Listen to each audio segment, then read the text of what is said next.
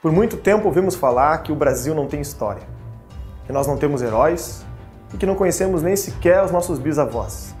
Mas você está a um passo de descobrir que tudo isso não passava de uma grande mentira. A série Brasil Última Cruzada é composta de 6 episódios totalmente gratuitos que foram produzidos graças a milhares de pessoas que se tornaram membros do Brasil Paralelo e permitiram essa produção. Esses episódios já resgataram o patriotismo de mais de 5 milhões de brasileiros que travaram contato com sua verdadeira história, livre de narrativas ideológicas. É impossível pensar em construir um futuro se nós não tivermos uma consciência sólida dos erros e acertos que nos trouxeram até aqui. Para isso, a gente fez um esforço para reunir grandes especialistas e produzir a maior série da história do Brasil já produzida até aqui. Mas não é só isso. Nós levamos esse conteúdo para as escolas, para que os jovens possam, de fato, encontrar apoio nas gerações que o sucederam. E esse é apenas um dos 22 documentários que o Brasil Paralelo produziu, que você pode assistir gratuitamente no nosso site. Também é muito importante que você garanta a continuidade do nosso trabalho. Torne-se assinante do Brasil Paralelo e você vai ter acesso a um conteúdo exclusivo, aulas ao vivo com os palestrantes do Brasil Paralelo e o maior acervo cultural de conteúdos relacionados à história, política, filosofia, economia e tudo que é importante para a nossa expansão de consciência. Torne-se membro do Brasil Paralelo, fique agora com o nosso episódio e até breve.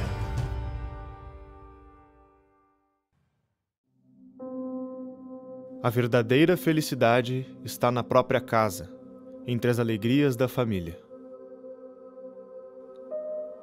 O pequeno Pedro não vislumbrava dessa felicidade. Apesar de ser o filho do futuro rei de Portugal, naquele tempo tudo parecia distante.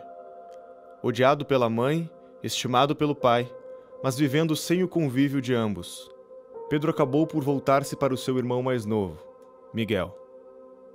Seus pais moravam separados e em lugares diferentes. O contato com a família era raro. Pedro e seu irmão moravam num palácio com a avó, que sofria de doenças mentais. Os quartos e salas enormes, móveis antigos, janelas fechadas, a solidão e os gritos da avó ecoavam pelos corredores do extenso casarão. O pouco contato com as pessoas fez com que Pedro e Miguel desenvolvessem uma relação de amor e ódio um pelo outro. Compartilhavam a aparência, as feições e o temperamento impulsivo, restando apenas Miguel para se relacionar, em meio à solidão e os surtos da avó, entre brigas e brincadeiras com o irmão, crescia o menino. Nos jardins do palácio, Pedro organizava pequenas tropas compostas por seus amigos e enfrentavam as tropas inimigas do irmão, sendo Pedro quase sempre o vencedor da brincadeira. Mal sabiam eles que essas batalhas de faz de conta seriam o prelúdio de uma disputa real.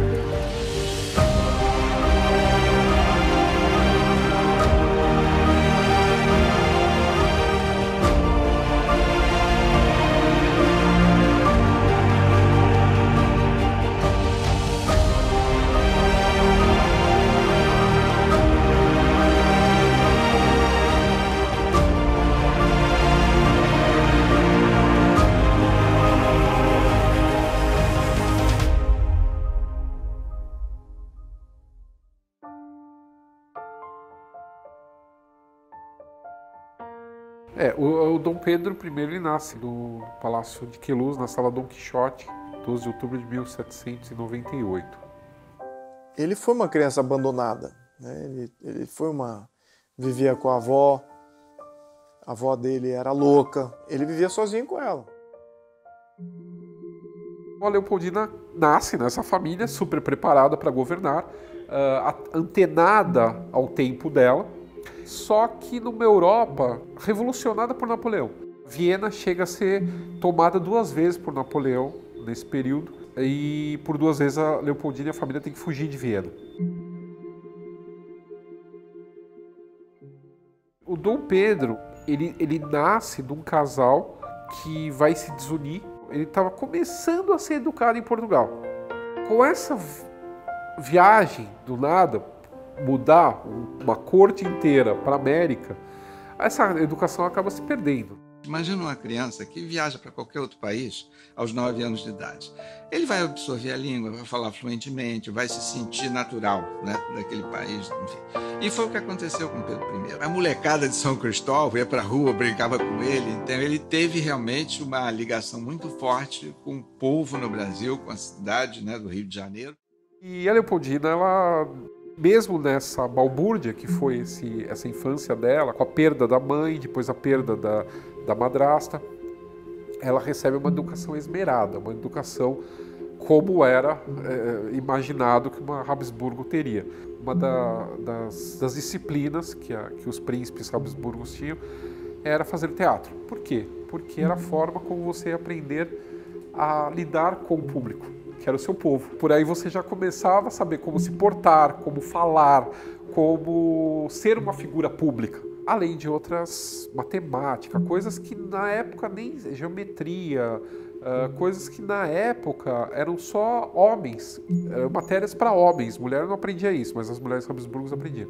Que os outros vão ter que guerrear para conquistar, eles vão conquistar pelo casamento, pelo amor, por Vênus. Então eles começam a criar as melhores princesas na arte de se governar. O casamento dinástico entre 2 famílias é um tratado diplomático. Ponto. A Leopoldina, ela está imersa dentro de uma sociedade que está vivendo o início do romantismo. Chega uma joia para ela, que é um colar de diamantes, com um medalhão onde tem a miniatura do Dom Pedro, a esfinge do Dom Pedro pintada nesse medalhão. Todo mundo na corte fica embasbacado com o tamanho dos diamantes, e ela só está fixada na imagem do príncipe dela, né?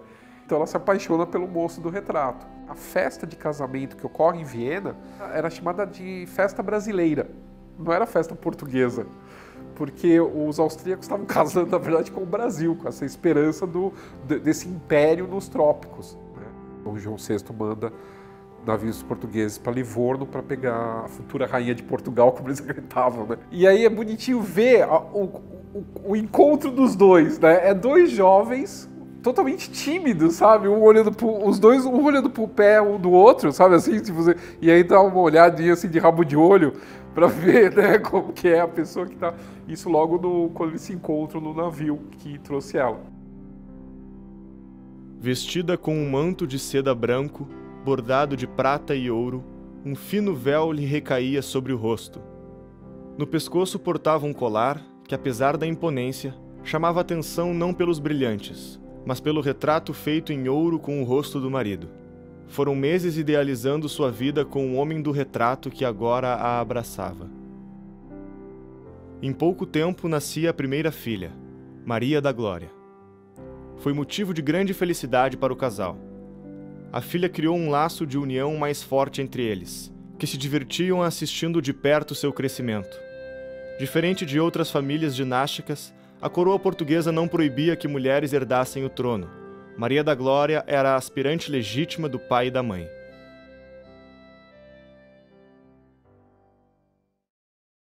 Nem tudo eram sorrisos. A medicina ainda não avançada na época fez com que a princesa e Dom Pedro viessem a perder um filho bebê e outro ainda em gestação.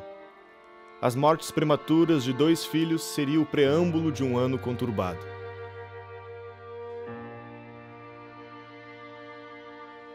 O velho continente europeu já não era mais o mesmo.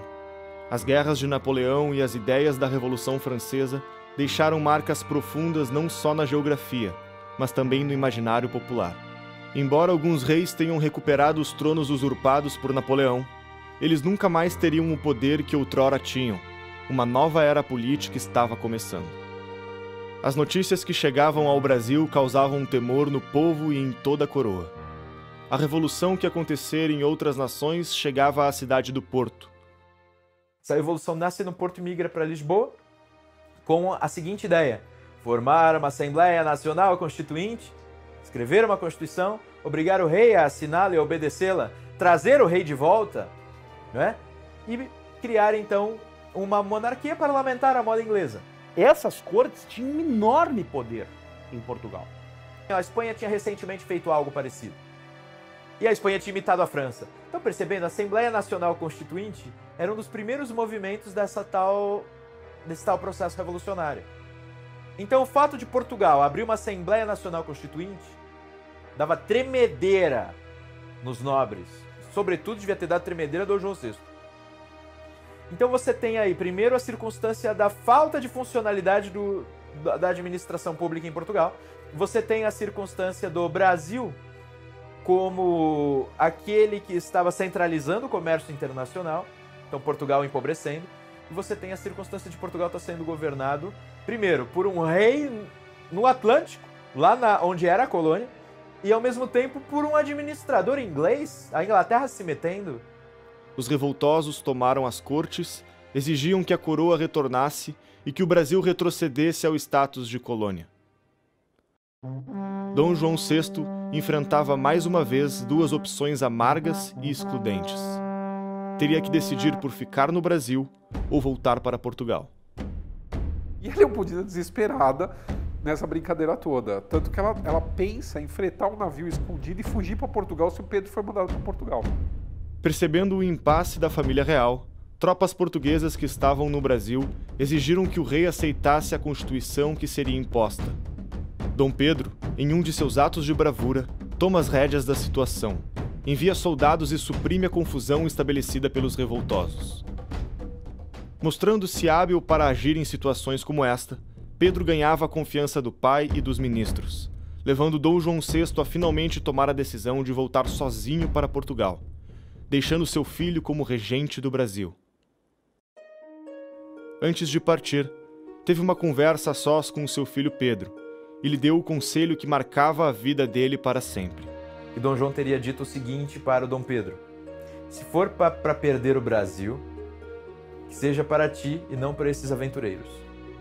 O Dom João VI, na verdade, era muito esperto. Também tinha uma articulação dinástica por detrás disso, onde o Dom João VI consegue manter a coroa tanto do Brasil quanto de Portugal dentro da família de Bragança. Antes da melancólica partida, Dom João VI convocou eleições para eleger juntas governamentais nas principais províncias. Era uma maneira de ajudar o Reino do Brasil a manter a autonomia política perante a Revolução das Cortes. Foi por aclamação que um homem chegava à vice-presidência do governo de São Paulo, José Bonifácio de Andrade Silva. Um brasileiro de formação acadêmica ímpar, fluente em diversas línguas, aquele que viu a Revolução Francesa acontecer diante de seus olhos. Aquele que lutou com arma em punho contra o exército revolucionário francês, agora estava de volta ao Brasil para mudar a história de uma nação para sempre.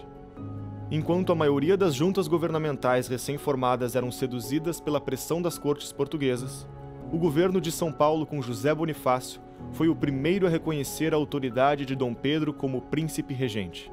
Tal feito chamou a atenção do príncipe, que escreveu para o seu pai a respeito do homem que reputava ter garantido a tranquilidade da província de São Paulo. Foi no primeiro dia do ano de 1822 que Dom Pedro recebeu o manifesto escrito por Bonifácio e subscrito por toda a junta paulista. Bonifácio alertava na carta que o governo português visava impor um sistema de escravidão ao Brasil, e completou dizendo que os paulistas estavam prontos a derramar a última gota do seu sangue e a sacrificar todas as suas posses para não perder o adorado príncipe. Ele diz: nós estamos vendo que o Brasil, as pessoas estão pegando em armas, estamos tendo problemas, já sabemos o que aconteceu na Revolução. Trouxe a história lá para eles. É de uma janela, você tá entendendo? De uma janela para o público reunido lá embaixo. E ele conta essa história e diz: não é melhor para São Paulo manter, mostrando lealdade ao nosso rei, né? Não tivemos problemas com eles, e nós mesmos temos que nos reorganizar, etc. Ele faz um discurso. Todo mundo aplaude. Dom Pedro viu valor na carta, e comovido pela súplica de um homem que estimava muito mesmo antes de conhecê-lo pessoalmente, mandou publicá-la nos jornais. Após a carta de Bonifácio, houve uma mobilização geral da sociedade civil para que Dom Pedro permanecesse no Brasil. Cartazes eram espalhados pelo Rio de Janeiro, alertando os perigos da Revolução em Portugal. Os ânimos se acirravam, brigas e embates de portugueses e brasileiros eram frequentes.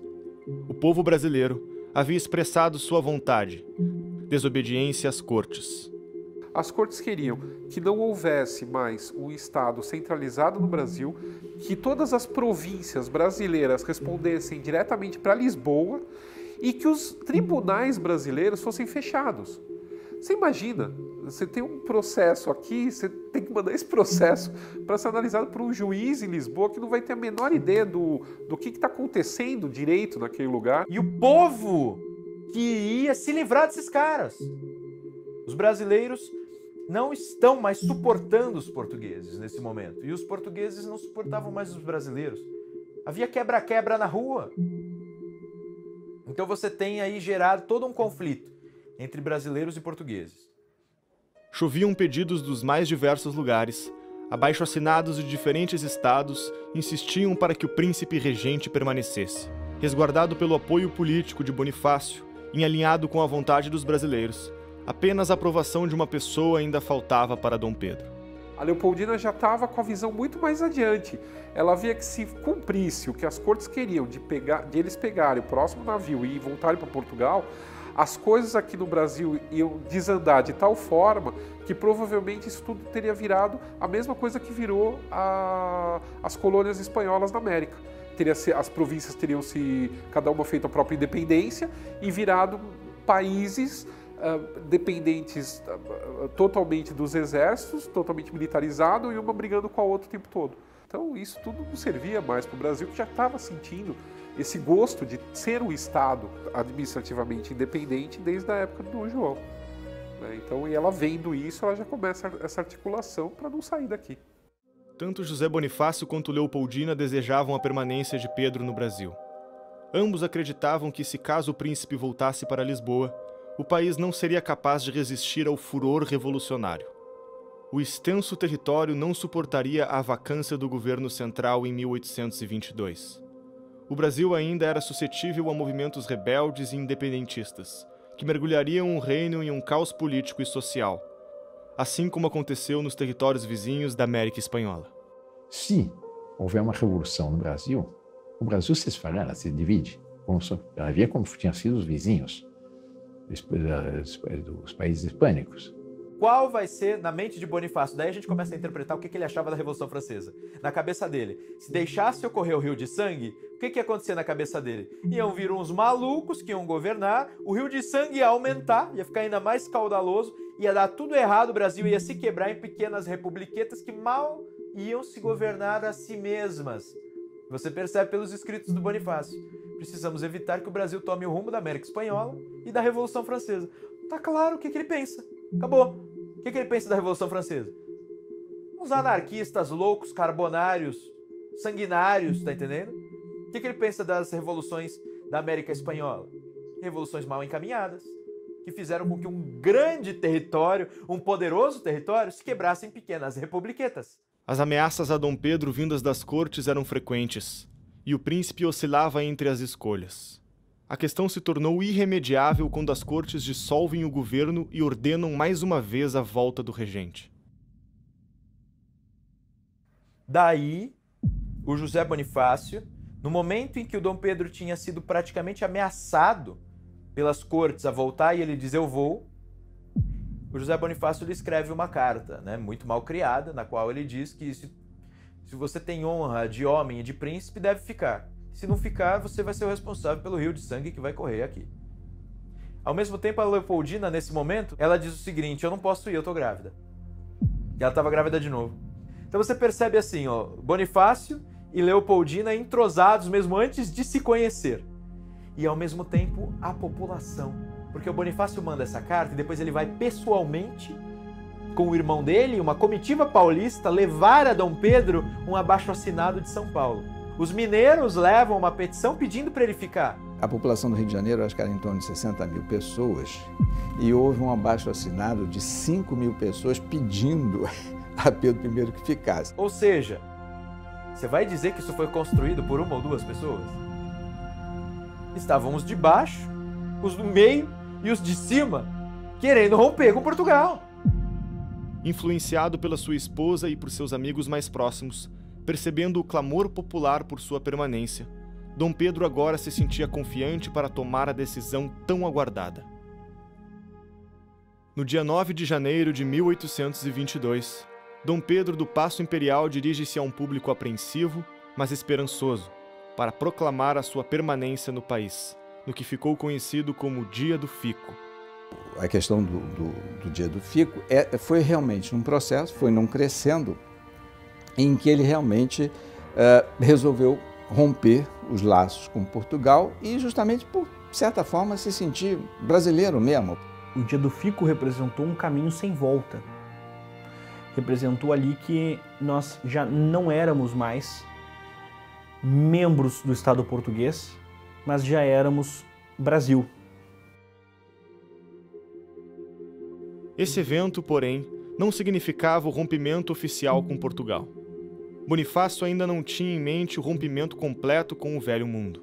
Sua ideia de uma Liga de Nações Lusitanas ainda era mantida. Se vislumbrava a possibilidade de uma reconciliação entre pai e filho. Que José Bonifácio, a princípio, ia tentar manter a união com Portugal a todo custo. A ideia era fazer um Reino Unido, quer dizer, Brasil e Portugal autônomos, com o mesmo nível de hierarquia, um pequeno imposto para um exército comum, para financiar um exército comum, e a corte itinerante, a corte às vezes em Portugal, às vezes no Brasil. Mas o problema é que as cortes portuguesas falaram não, a gente quer rebaixar o Brasil ao seu status anterior a 1808. Do outro lado do Atlântico, os portugueses não viam a reconciliação com bons olhos. A vontade das cortes de subjugar o Brasil era irreprimível. E depois, quando ele percebe que as cortes de Lisboa são ridículas, insustentáveis, são pessoas despreparadas tentando criar um país novo, ele cria a ideia de estabelecer um império no Brasil. Ou seja, como se fosse uma quebra. Poucos dias após o pronunciamento de Dom Pedro comunicando que permaneceria no Brasil, o tenente-general Jorge de Aviles acreditava na fragilidade do príncipe novato e organizava suas tropas para dar um golpe e assumir o governo brasileiro. O general português já havia tentado um golpe anteriormente, mas após uma negociação com Dom Pedro, havia dado uma trégua para o príncipe. Dessa vez, Pedro deixaria de lado a conversa e as negociações. Era hora de agir. Amotinando-se na Praia Grande, em Niterói, Aviles e suas tropas se fortificaram em um local estratégico.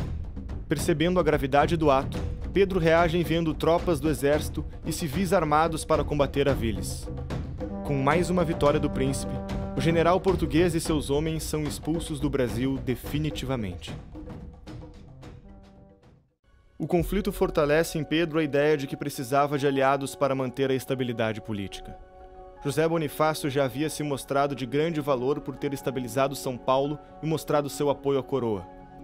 Dom Pedro não perde tempo e o elege para o cargo ministerial mais importante.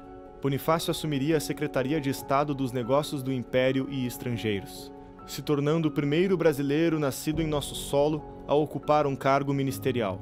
Por quê? Porque naquele momento os ministros portugueses estavam tendo briga com o Dom Pedro e eles estavam ameaçando pedir demissão, estavam brigando e tal. O Dom Pedro já mandou todo mundo embora e ele contrata o José Bonifácio. Você agora é o ministro. Então José Bonifácio, antes da independência do Brasil, já era o ministro principal do Dom Pedro e ele foi o primeiro brasileiro a ganhar um cargo tão alto. Porém, quem daria tal notícia ao velho sábio não seria o príncipe. A instabilidade fez com que Leopoldina decidisse se refugiar na fazenda de Santa Cruz. Ela tinha saído por causa do perigo. Tava tendo passeata o tempo todo e briga de rua, tá entendendo? Apesar de Leopoldina e Bonifácio compartilharem os mesmos ideais, eles ainda não se conheciam pessoalmente. Vocês sabem como é que ele encontra Leopoldina pela primeira vez? Ele tá indo levar as assinaturas dos paulistas para o Dom Pedro e ela estava instalada numa fazenda distante da capital. Quando ela vai ao encontro deles, ela os saúda e ao mesmo tempo ela percebe que o José Bonifácio está ali, ela já tinha ouvido falar nele, afinal ele tinha mandado a carta do Fico antecipadamente. E ela o cumprimenta e ele começa a falar, e eles começam a conversar em francês, pelo que consta. talvez ela tenha começado a falar com ele em francês. Por quê? Porque ela sabia que ele passou um tempão na França. E depois eles mudam para alemão, porque provavelmente ele passou para o alemão percebendo o seguinte, não precisa ser em francês, pode ser em alemão. E ela teria ficado felicíssima de conversar com ele em alemão, quando eles se encontram com uma princesa culta, que está percebendo o que Portugal está fazendo, vai saudá-los a cavalo grávida. E faz questão de dizer para eles, eu tô com vocês, acredito no que vocês acreditam. Então assim, eles ficam encantados com ela. A princesa causou comoção ao relatar o que pensava dos acontecimentos recentes e pela maneira carinhosa que falava. Arrancou lágrimas de Bonifácio e de sua comitiva. Foi nesse encontro que Leopoldina informou que o seu marido havia escolhido Bonifácio como seu mais novo ministro e que receberia a informação assim que encontrasse Pedro no Rio de Janeiro. Ele nega a princípio. Ele diz que não quer. É preciso que o Dom Pedro encha a paciência dele, que a Leopoldina peça a ele. Aí ele aceita o cara. E ela só diz uma coisa, que é o que foi registrada. Eu nunca tive uma impressão tão forte, tão arrebatadora quanto a que eu tive ao conversar com aquele José Bonifácio. Ela percebe um gigante ali, tá entendendo?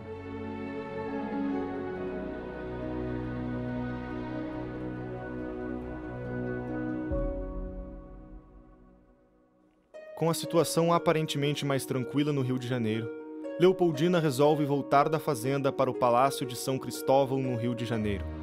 Porém, a viagem significaria mais uma perda para a família real. A vida na fazenda não era a mesma da capital do Império. As condições precárias da viagem e o calor escaldante mataram o ainda bebê, Dom João Carlos. Em cartas enviadas para seus pais, Leopoldina e Pedro culpariam os revoltosos portugueses pela morte do filho, dizendo que se não houvesse tanto tumulto e brigas, não haveria motivos para a viagem.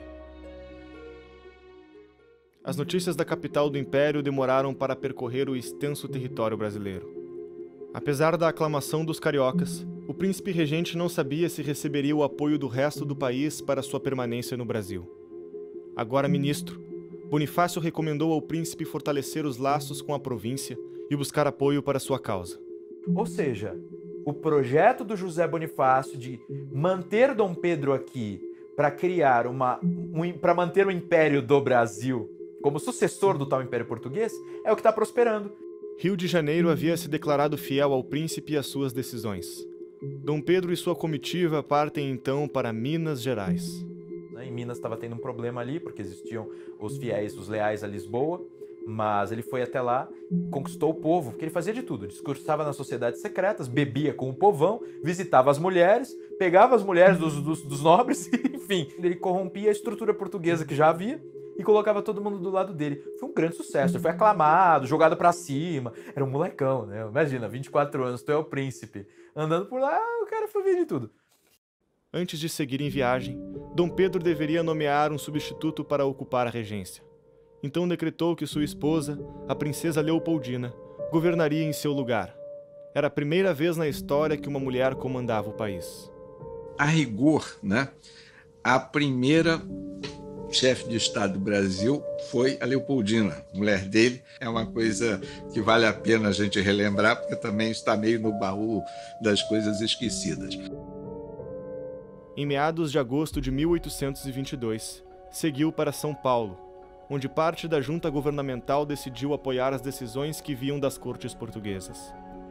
Em São Paulo, eles tiveram um problema, expulsam o irmão de José Bonifácio do governo provisório, porque ele tinha assumido o governo da província.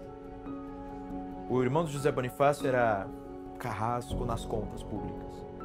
E ele pegou alguns desvios de verbas públicas. E ele denunciou e mandou os caras, né, serem perseguidos. E aí fizeram todo um movimento contra ele e o retiraram do cargo. Só que, enfim, ele era o irmão do ministro do reino e do estrangeiro, certo? Do ministro ligado a Dom Pedro. Sabe o que acontece? O Dom Pedro demite todo mundo da província de São Paulo e, ao mesmo tempo, chama o irmão do José Bonifácio para integrar o governo central. E o irmão do José Bonifácio se transforma numa espécie de ministro da Fazenda da época. Então você tem dois dos Andradas fazendo parte do governo.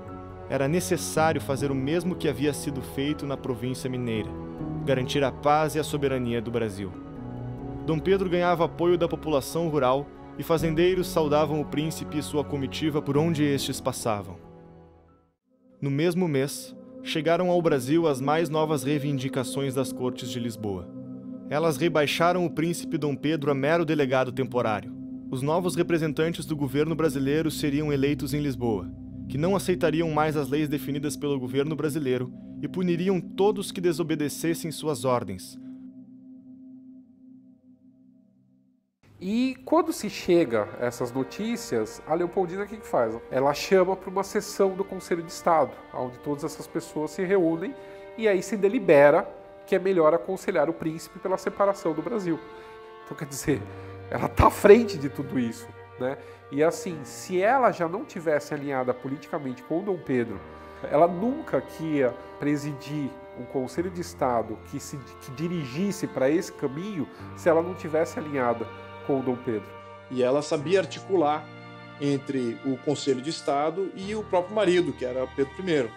Então ela era uma mulher muito sagaz e ela via que o melhor para esse contexto era de fato a independência, né, para o Brasil. Ela já estava casada com esse intento há muito tempo, ao passo que Pedro I talvez não, né, ele ainda estava dosando aí algumas decisões.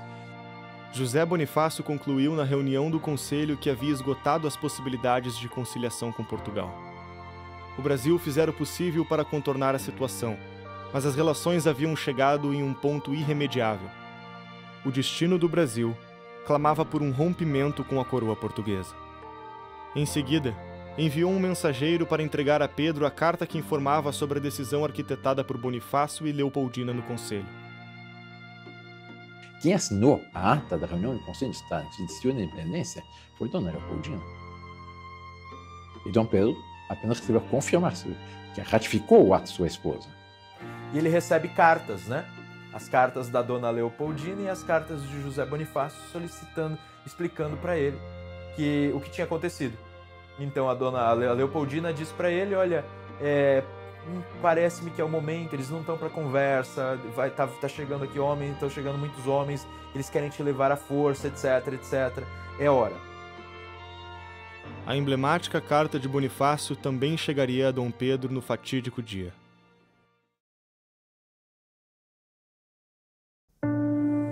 Senhor, as cortes ordenaram a minha prisão por obediência a Vossa Alteza. E no seu ódio imenso de perseguição, atingiram também aquele que preza em o servir com lealdade e a dedicação do mais fiel amigo e súdito. O momento não comporta mais delongas ou condescendências. A revolução já está preparada para o dia de sua partida. Se parte, temos a revolução no Brasil contra Portugal. E Portugal atualmente não tem recursos para subjugar um levante que é preparado ocultamente, para não dizer quase visivelmente. Se fica, tem Vossa Alteza contra si o povo de Portugal, a vingança das cortes, e direi até a deserdação, que dizem já estar combinada. Ministro fiel, que arrisquei tudo por minha pátria e pelo meu príncipe, servo obedientíssimo do senhor Dom João VI, que as cortes têm na sua detestável coação, eu, como ministro, aconselho a Vossa Alteza que fique e faça do Brasil um reino feliz, separado de Portugal, que é hoje escravo das cortes despóticas. Senhor, ninguém mais que sua esposa deseja a sua felicidade. E ela lhe diz, em carta que com esta será entregue, que Vossa Alteza deve ficar e fazer a felicidade do povo brasileiro, que o deseja como seu soberano, sem ligações e obediências às despóticas cortes portuguesas que querem a escravidão do Brasil e a humilhação do seu adorado príncipe regente. Fique, é o que todos pedem ao magnânimo príncipe que é Vossa Alteza, para o orgulho e felicidade do Brasil. E se não ficar, correrão rios de sangue nesta grande e nobre terra, tão querida do seu real pai, que já não governa em Portugal, pela opressão das cortes, nesta terra que tanto estima a Vossa Alteza e a quem tanto Vossa Alteza estima. Arrancando a braçadeira azul e branca que simbolizava Portugal, Pedro atirou-a no chão dizendo: "Tirem suas braçadeiras, soldados. Viva a independência, a liberdade e a separação do Brasil." O príncipe ergueu a espada, no que foi seguido pelos militares. Os paisanos tiraram o chapéu e Dom Pedro disse: "Pelo meu sangue, pela minha honra, pelo meu Deus, juro fazer a liberdade do Brasil." Brasileiros, a nossa divisa de hoje em diante será independência ou morte.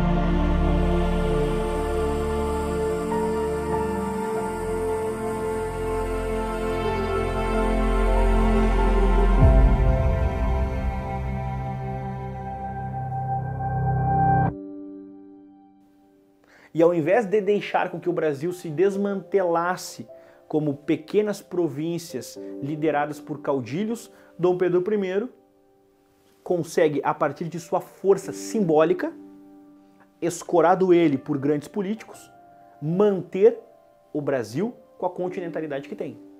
Eu vejo, inclusive, como uma medida acertada de Dom Pedro I, como um êxito, não só dele, mas de homens como, por exemplo, Bonifácio, de mulheres como, por exemplo, a própria Leopoldina. A independência do Brasil é mais similar à independência dos Estados Unidos, da América, e não às independências, os movimentos independentistas da África, por exemplo, na década dos anos 60. Ou seja, não foi o invasor que invadiu, conquistou os brasileiros e aí eles se revoltaram contra o invasor. Os portugueses que conquistaram vieram para cá, aí alguns deles se revoltaram contra a madrepátria. Aí teve uma cisão, foi exatamente o que aconteceu nos Estados Unidos, só que lá é explicitamente chamado de secessão. Nossa independência foi muito mais uma emancipação de um filho que se tornara maior, aliás, muito maior que o pai, do que guerras fratricidas, como foram nossos vizinhos hispano-americanos. Como ficou muito claro para a sociedade, para essa elite intelectual, econômica e política brasileira, que a volta de Dom João VI seria um retorno àquele estágio anterior, eu acho que isso acendeu, inclusive no próprio Dom Pedro I, que se sentia brasileiro, essa necessidade do Brasil se tornar um país independente. Enquanto Dom Pedro e sua comitiva retornavam de São Paulo para o Rio de Janeiro, a organização do mais novo Império das Américas começava pelas mãos do ministro Bonifácio e da agora Imperatriz Leopoldina. Ela, junto com Bonifácio e o artista francês Jean-Baptiste Debré, idealizaram e desenharam o que seria a bandeira do Império do Brasil. A bandeira uniria o verde da família Bragança e o amarelo da família Habsburgo. No coração da bandeira estava a cruz da Ordem de Cristo, símbolo do começo da trajetória de homens destemidos que um dia cruzaram o Atlântico e encontraram o paraíso tropical. Aqueles que primeiro chegaram aqui não poderiam imaginar o destino que a cruz trazida por eles teria, e agora lá estava ela. Após séculos de histórias de batalhas, presente na bandeira hasteada por um povo finalmente independente.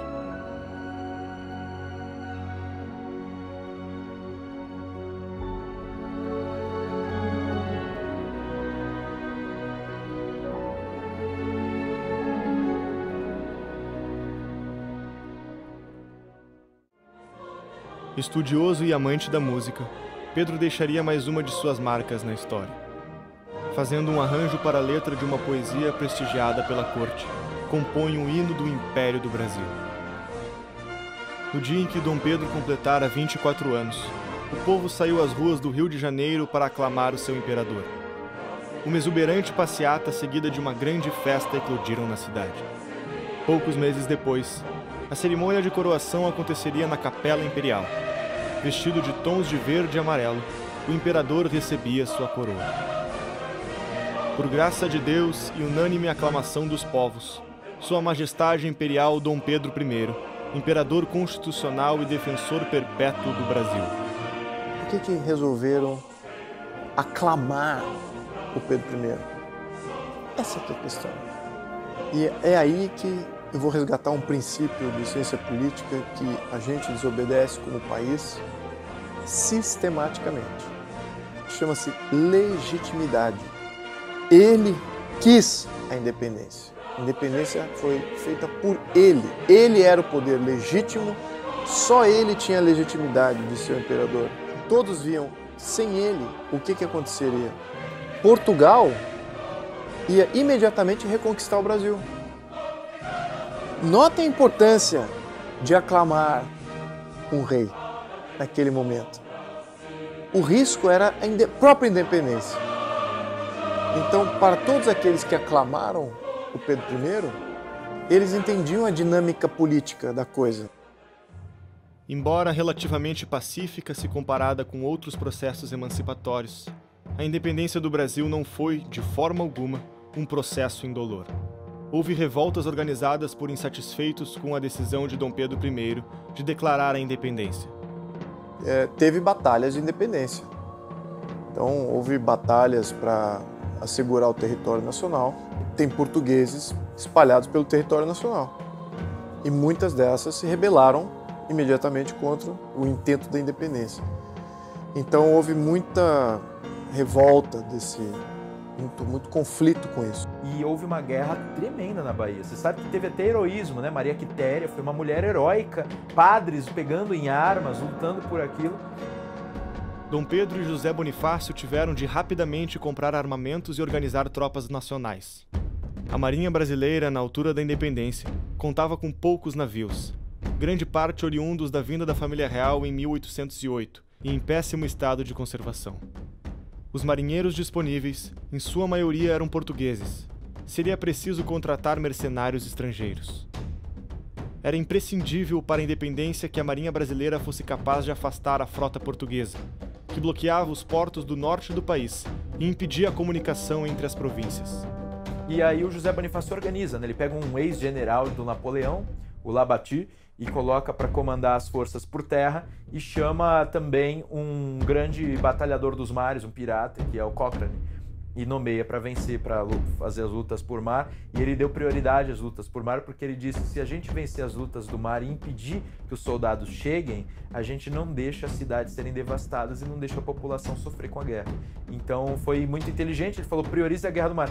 Daí que ele é considerado um homem tão importante para a Marinha do Brasil, né? Os fundadores da Marinha do Brasil. Então aí ele equipa demais a Marinha era a prioridade, mas vence as batalhas em terra também. Então foi sobretudo na Bahia, na região de hoje a gente tem Piauí, Maranhão, que teve a maior parte das lutas. As batalhas de Genipapó, de Pirajá, de Itaparica e o cerco de Montevidéu são alguns dos diversos confrontos sangrentos entre patriotas e portugueses, que jamais devem ser esquecidos. Porque o Brasil só encerrou o processo em 25, com aquele general Madeira, lá na Bahia, que pouca gente sabe que morreram ali, quase 5 mil pessoas. Considerando que o Brasil naquela época tinha 4 milhões de pessoas, pouco menos de 4 milhões de pessoas, é um número bem expressivo. É bastante gente. A independência brasileira foi forjada com o sangue desses guerreiros. O sonho de José Bonifácio parecia estar finalmente alcançado. A preservação da unidade do território nacional estava garantida. Os problemas agora se dariam internamente. A organização do governo não seria uma tarefa fácil. Interesses escusos dariam as cartas nesse momento e acabariam por colocar Bonifácio e Dom Pedro um contra o outro. O Dom Pedro, ele conhece a Marquesa de Santos em agosto de 22 em São Paulo. No final de 22, ela vai mandar uma carta para ele falando que está grávida dela, e ele vai chamar ela para a corte. Ela vai chegar no começo de 23, primeiro semestre de 23. No começo é tudo escondido. Só que de 24 em diante, no final de 24 em diante, o negócio começa a ser aberto. Então, a partir do momento que era escondido, ela não tinha um peso político que depois ela ia vir a ter. E pelas cartas você viu uma grande ternura entre eles. Acontece que o Dom Pedro, de fato, ele tinha esse hábito de, digamos assim, pular a cerca. E com a Domitila não foi uma simples traição de momento. Parece que naquele instante ele se apega a ela, tá? Ela já era casada, né? Ele, pra acalmar o marido, fica dando título, entendeu? E quando ele implanta uma amante desse molde no Brasil, ele acaba dando um peso político a essa amante. Acaba tendo duas cortes, acaba tendo a oficial e a paralela, aonde fazia-se negócio em ambas. Bonifácio, como figura paterna de Dom Pedro, assiste de perto a má influência que a amante Domitila exercia sobre o imperador. Tentou aconselhá-lo diversas vezes a desistir do relacionamento, mas Dom Pedro, cego pela paixão mordaz, se voltava contra aquele que o ajudara a conquistar a tão aguerrida independência. A vida pessoal de Dom Pedro começava a interferir na estabilidade do império. E ele marcava reuniões, Dom Pedro sumia, ele tava não sei onde, ele tava dormindo, ele não aparecia, e ele começou a ficar nervoso, tá entendendo? E ele começou a brigar com o Dom Pedro, e o Dom Pedro começou a ficar contra ele, dizendo: você quer mandar no meu lugar, quer tomar uma... Era a ideia que a Domitila punha na cabeça dele. Aí ele pede: ah, você tá falando isso? Então, demissão. Ele pede demissão e sai. O Dom Pedro tem a cara de pau de mandar uma carta pro Bonifácio: quem eu nomeio pro lugar que eu não sei? Vocês acreditam? E aí o Bonifácio dá uns, olha, pode ser esse, pode ser aquele não. E dá a dica ainda, né? Aí a Leopoldina fala: você tá louco, Pedro? Chama esse cara de volta. Dom Pedro vai lá, ajoelha, tá entendendo? Olha só. Pede pra: por favor, eu não sei o que fazer. Preciso de você. Aí ele volta: então agora vai ser do meu jeito? Aí ele vai. E o Brasil se tornou independente e não tinha uma ordenação jurídica. É claro que o imperador pensou: a primeira coisa da qual nós precisamos é uma Constituição. Então você tem, nesse momento do Primeiro Império, alguns desafios. Então o primeiro desafio era montar o governo. O governo é estabelecido. José Bonifácio, de 1822 a 1823, ele redige pelo menos uns 200 documentos oficiais, certo? Que o Dom Pedro vai assinando enquanto José Bonifácio escreve. Porque uma coisa era fazer a independência, a outra era organizar o império. São demandas que foram surgindo. E dentro dessas demandas, nós vamos encontrar o valor ímpar de um homem como, por exemplo, Bonifácio. Vamos lembrar, isso é 1824. Os Estados Unidos foi formado em 1787. O que acontece nesse período é muito conhecimento fluindo.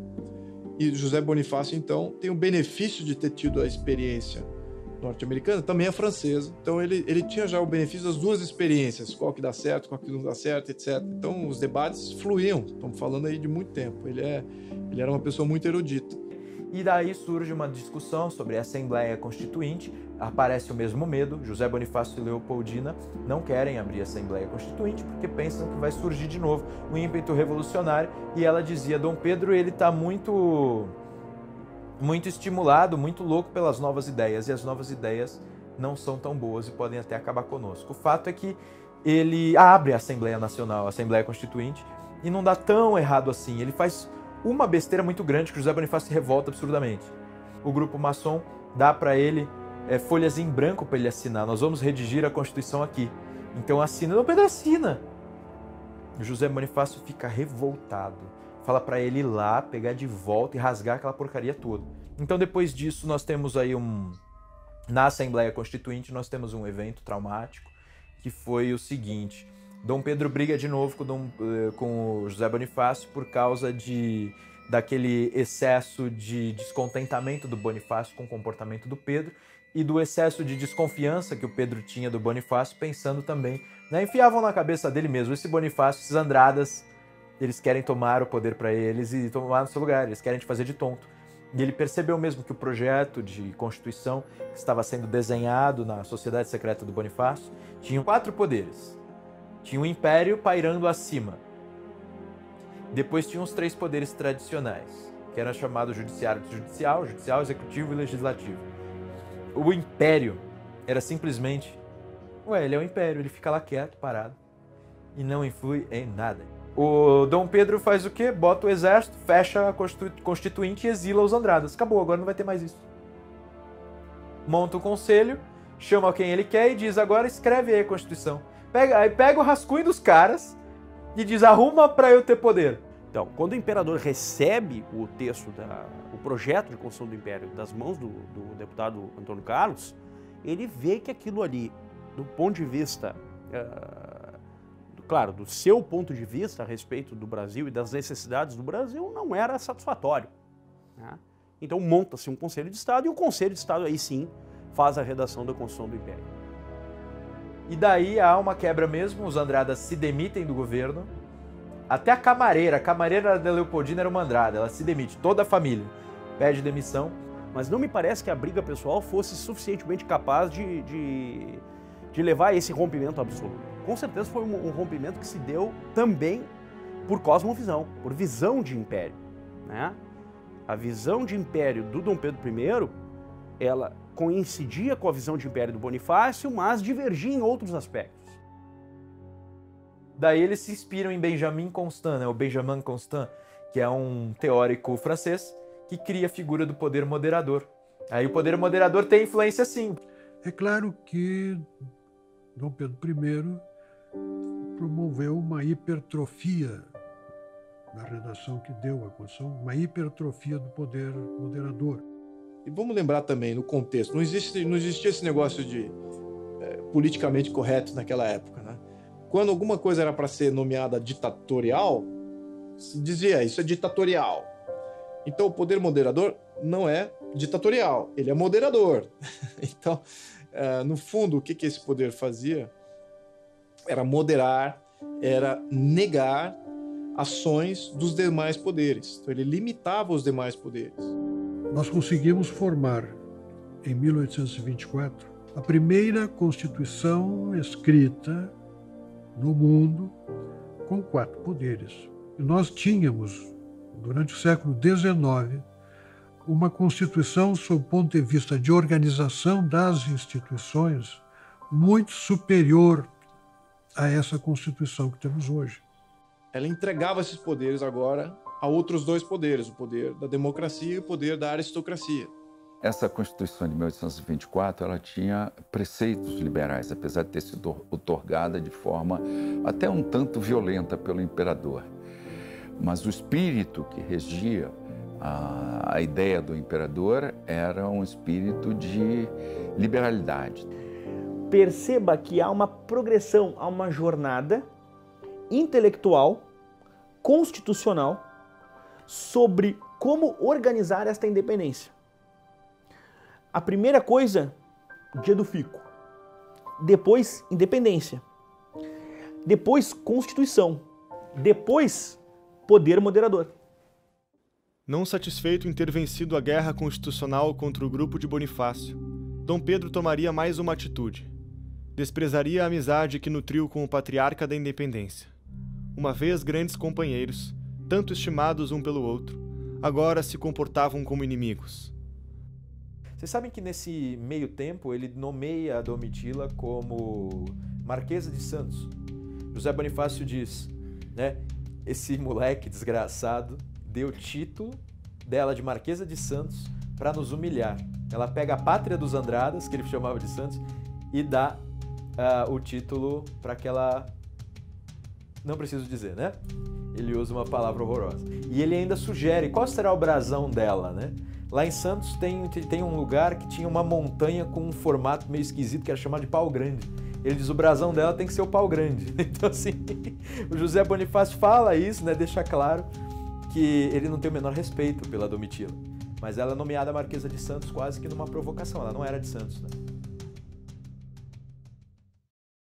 A perda da amizade de Bonifácio não seria a única perda para Dom Pedro. Forçada a conviver com o amante do esposo na própria casa, Leopoldina sofreu calada em troca da estabilidade do império. Lembrando de tudo que aprendeu com sua família, manteve-se consciente de suas responsabilidades como imperatriz. Leopoldina resolve se fechar e amargurar em silêncio o desprezo do marido. O resultado seria uma profunda depressão e debilitação de sua saúde. Ela começa a passar mal no início de novembro de 1826. É chamado o médico que vai acompanhar ela o tempo todo. Ela escreve para o pai, pedindo para ele rezar por ela, e pela criança que ela está esperando. Está tendo uma guerra na Cisplatina, né, que hoje é o Uruguai. Eles estão querendo independência e o Dom Pedro está com tropas e com uma esquadra para levar reforços para a Cisplatina. Ele vai atrasar essa partida até dia 23, quando ela tem uma melhora. Quando eles se despediram, o Dom Pedro e a Leopoldina, ela teria dado uma aliança para ele, que eram 2 anéis que se juntavam. E aí um estava escrito Leopoldina e outro estava escrito Pedro. E ela falava que os 2 que tiveram desunidos na vida se pudessem se unir na eternidade, uma coisa assim. E que ela sabia que quando ele voltava, ela não ia mais estar viva. Dia 29 à tarde, ela tem uma piora de novo e ela não sai mais da cama. Os médicos até então estavam achando que o problema era a gravidez. E ela tem um aborto no dia 2. Quando ela tem esse aborto, eles ficam apreensivos, porque a criança que ela aborta, que está com quase 4 meses, o feto estava intacto. Era o corpo dela, já por causa da doença, expelindo a criança. Já era um processo de morte. E aí ela falece em 11 de dezembro de 1826, às 10h15 da manhã, ela morre. Para que você tenha uma ideia, todas as catedrais do país tinham um monumento a ela, como se ela tivesse sido sepultada em cada uma delas. Ela era uma pessoa, assim, como ser humano, formidável, né? Era extremamente caridosa com todos. Foi a primeira mulher a assumir o poder supremo desse país. Ela foi a primeira pessoa, antes até do próprio Dom Pedro, a perceber, né, que o Brasil ele teria que ser um país livre. Ela, Leopoldina, vai ter conseguido ser amiga de Dom Pedro I, atestado de grandeza, de virtude. Ou seja, ela vai ter superado certas coisas. E certas coisas bem pesadas, bem drásticas.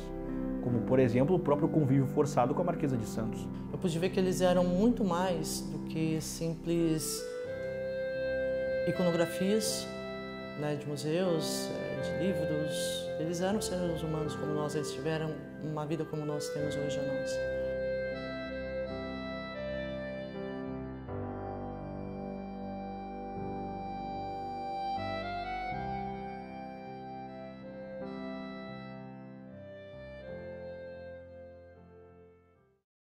A popularidade de Dom Pedro estava deteriorada. Os conflitos políticos que ele se envolvia e o seu caso extraconjugal com Domitila fez com que o outrora tão benquisto imperador pela população brasileira tivesse a sua reputação manchada. Muito disso se deve à forma como ele conduziu não só o seu casamento, mas a sua vida pública. A partir do momento que ele se envolve com a Marquesa, a partir do momento que a mulher dele morre, a partir do momento que começa essa questão toda do poder entre ele e a Assembleia, essa queda de braço política, e os jornais, o Repúblio, a imprensa em geral, ela vai desconstruindo a imagem do Dom Pedro e aí a população começa a detestá-lo. A perda da província cisplatina foi um motivo adicional para o crescimento da insatisfação popular. A guerra era detestada pelo povo brasileiro desde o início, em razão do sacrifício de vidas por uma causa perdida. E acaba que ninguém ganha, né? Tem mortes de todos os lados, a guerra é horrível. Você sabe que o Brasil ganha tudo no mar e a Argentina ganha tudo em terra e não consegue ter resultado. E aí que vem a intervenção, que dizem, né, que foi intervenção inglesa, mas a gente sabe que foi o seguinte: na verdade, os 2 países queriam trégua já, porque, de fato, o perigo para o Brasil era que a Argentina invadisse o Rio Grande do Sul e Mato Grosso. E o perigo para a Argentina era o seguinte, que o Brasil tomasse toda a saída ali do mar. Então, assim, não era interessante para nenhum dos 2.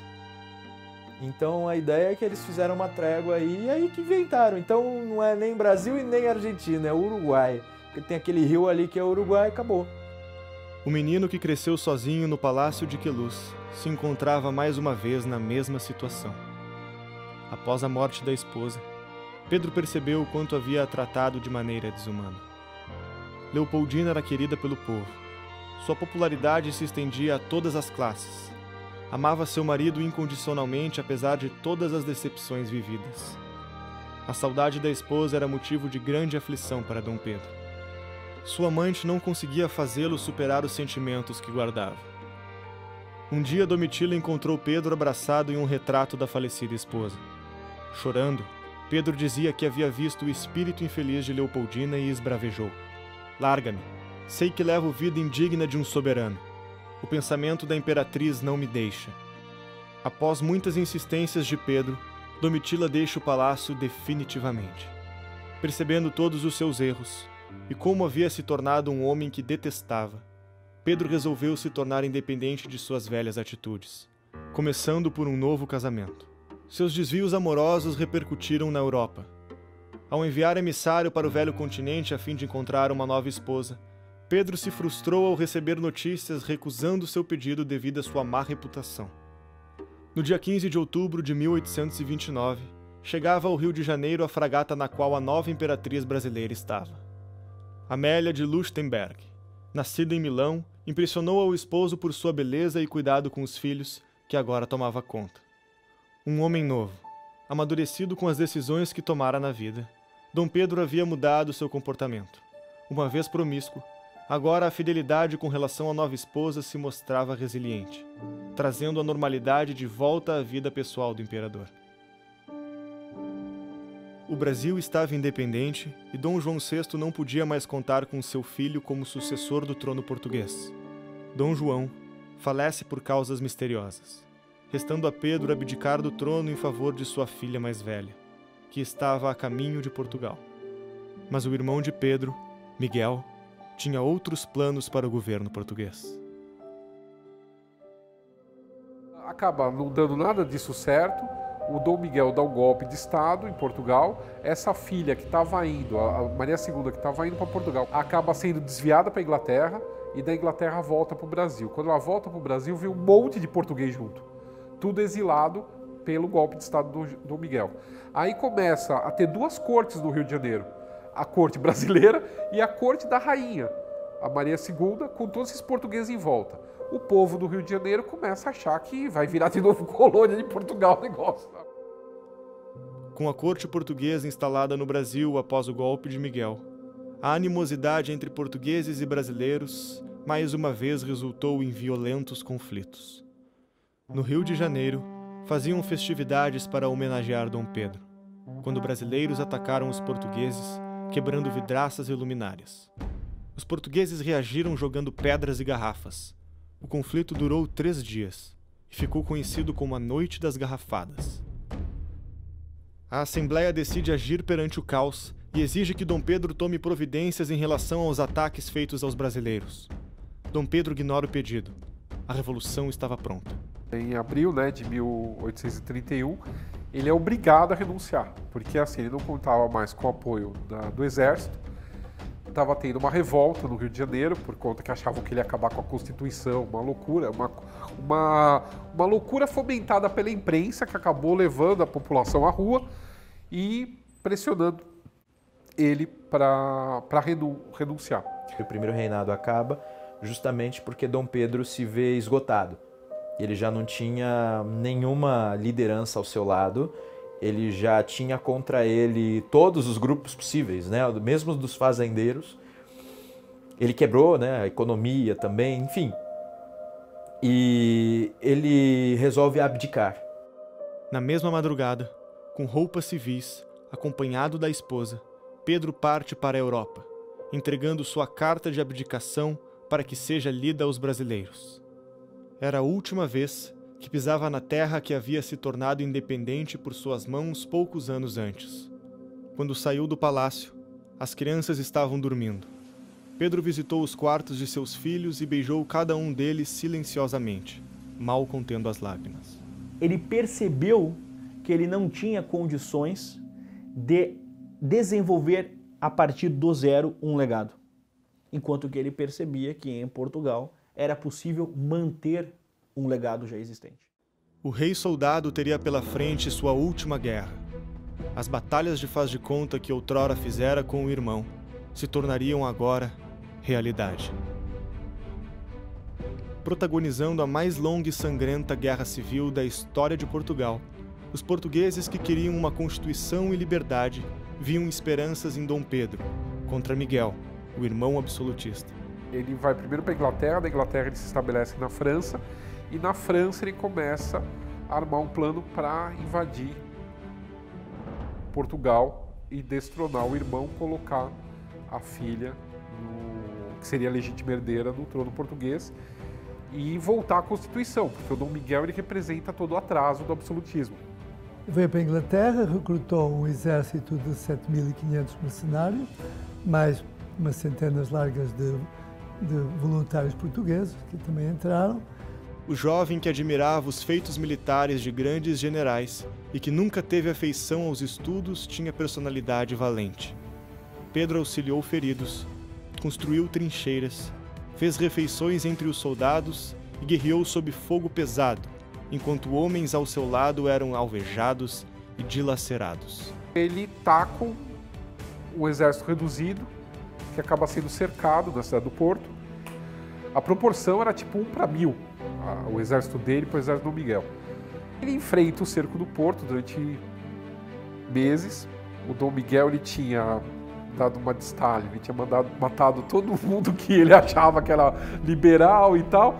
E quando, assim como Hitler, quando invadiu a Rússia, quase todos os melhores generais tinham sido mortos pelo Stalin, aconteceu uma coisa semelhante em Portugal, com referência a Dom Miguel. Dom Miguel não tinha muito militar bom do lado dele, nem diplomata, porque esses estavam todos do lado do Dom Pedro.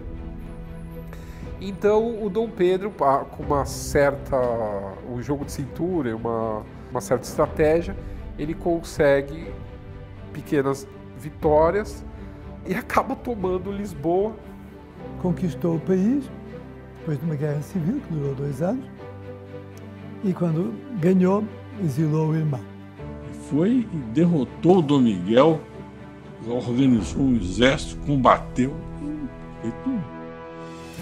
No mesmo ano em que assinou a rendição do irmão, a guerra cobraria o seu preço. Anos de batalhas incansáveis, pouco repouso, alimentação escassa, combinados com a tuberculose que infestava seu corpo, marcariam o fim da trajetória do homem que tornou o Brasil independente. Pedro voltou ao lugar que havia nascido, o Palácio de Queluz. As brincadeiras com o irmão e os gritos da avó agora davam vez ao agonizante leito de morte. Realizou pequenos encontros onde tomou suas últimas decisões. Deu conselhos e prestou homenagens a todos que julgava merecedores. Depois, decretou junto com deputados a maioridade de sua filha Dona Maria II, a tornando a rainha de Portugal. Por fim, pediu a ela que fosse enterrado sem requintes, em um caixão de madeira, como um simples soldado. Antes disso, houve mais um ato importante que completaria sua redenção. Dom Pedro I é uma figura ímpar. Ímpar. Não só para a história do Brasil, mas também para a história do mundo, já que dentro de nossa peculiaridade, ou de nossas peculiaridades históricas, quem proclama a nossa independência é o mesmo herdeiro da colônia. Como Dom Pedro I vai ter amadurecido de seu primeiro casamento ao seu segundo casamento. Pouca gente sabe, mas ele vai ter uma morte precoce, uma infância precoce, uma adolescência e uma fase adulta absolutamente precoce. Tanto é que em um curto espaço de tempo, ele vai ter passado por uma viuvez, vai ter 2 casamentos, vai ter proclamado a independência de um país, vai ter sido um homem que vai ter perambulado por diferentes conflitos, enfim. É uma figura que viveu uma vida turbulenta, a começar pelo próprio fato de que ele sai criança de um país e vem para outro. Bonifácio, exilado, estava vivendo isolado na França em condições muito precárias, pois o pequeno auxílio que o governo havia lhe prometido nem sempre era honrado. A última coisa que lhe havia sobrado era a companhia de sua querida esposa Narcisa Emília, que acompanhava o marido há quase 40 anos, em sua conturbada e memorável vida política. Em 1829, o casal recebeu permissão para sair do exílio e voltar ao Brasil. Era a esperança de uma nova fase na vida dos dois. De forma inesperada, restando apenas 2 dias para chegarem no Rio de Janeiro, Narcisa faleceu subitamente no navio. Os tempos eram difíceis para Bonifácio. A solidão e a tristeza assolavam o final de sua vida. para quem viveu uma vida intensa como a dele, marcada por grandes sacrifícios e vitórias, esse não era o final premeditado. Pedro conhecia a dificuldade de ser imperador e acreditava que seu filho precisaria estar imbuído de valores que seriam os alicerces para se governar: honra, patriotismo e saber. Era preciso que a antiga profecia, em que o filho transcende o pai, fosse concretizada, e só havia um homem em que Dom Pedro poderia confiar o seu filho.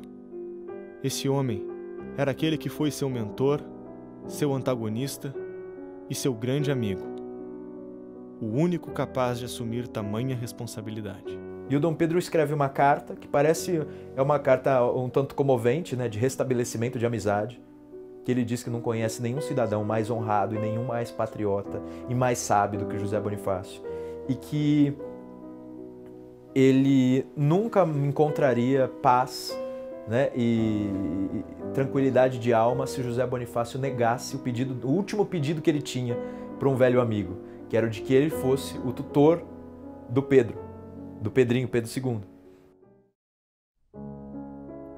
Senhor, a carta de Vossa Majestade veio servir como um pequeno lenitivo ao meu aflito coração, pois vejo que, apesar de tudo, Vossa Majestade ainda confia na minha honra e pequenos talentos para cuidar da tutoria e educação do seu augusto filho, o Senhor Dom Pedro II.